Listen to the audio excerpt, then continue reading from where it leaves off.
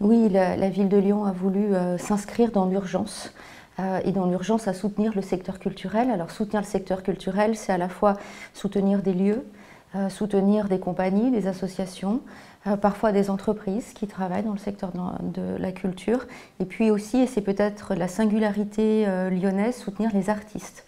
Donc nous avons voté un fonds d'urgence de 4 millions d'euros. 4 millions d'euros qui ont été répartis donc, entre des lieux, des structures et des artistes pour aider ces lieux tout simplement à ne pas mettre la clé sous la porte, aider les artistes également, donc intermittents, non intermittents, dont on a vu la situation financière se dégrader et vraiment côtoyer une grande précarité. Donc ça a été une aide directe de la ville.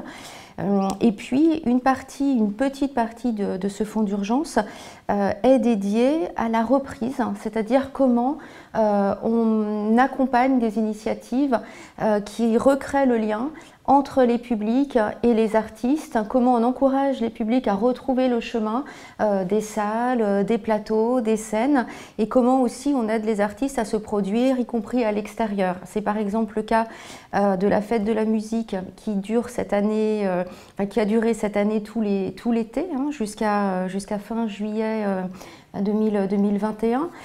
Et puis tout le monde dehors aussi cet été.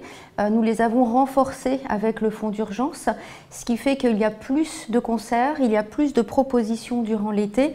Et au total, et c'est un chiffre que je donne en exemple, c'est 700 cachets qui sont reversés aux artistes, aux techniciens du spectacle, parce qu'on a fait plus de scènes en plein air. C'est également l'entrée de la ville de Lyon dans le dispositif GIP Café Culture.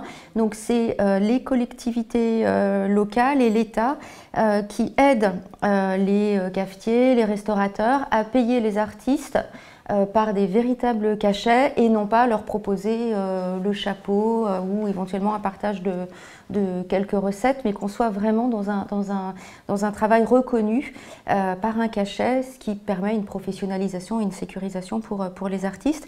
Donc on est rentré dans ce dispositif aussi grâce au fonds d'urgence culturelle.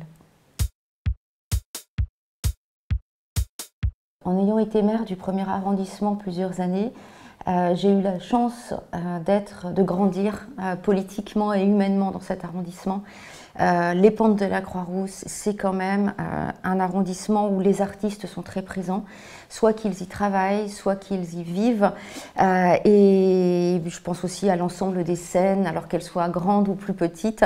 Mais je crois qu'une forme de passion pour la culture est née aussi dans cet arrondissement et à force de côtoyer des lieux et des artistes.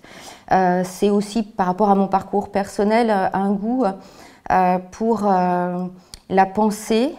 Et pour moi, la pensée, c'est à la fois une démarche intellectuelle, ça va être évidemment la lecture, la philosophie, l'écriture, bon, mais c'est aussi une forme de pensée sensible et le rapport au monde, pour moi, se nourrit aussi beaucoup de l'art et de nos émotions et je pense qu'on comprend mieux le monde aussi grâce à des langages universels, je pense par exemple à la musique.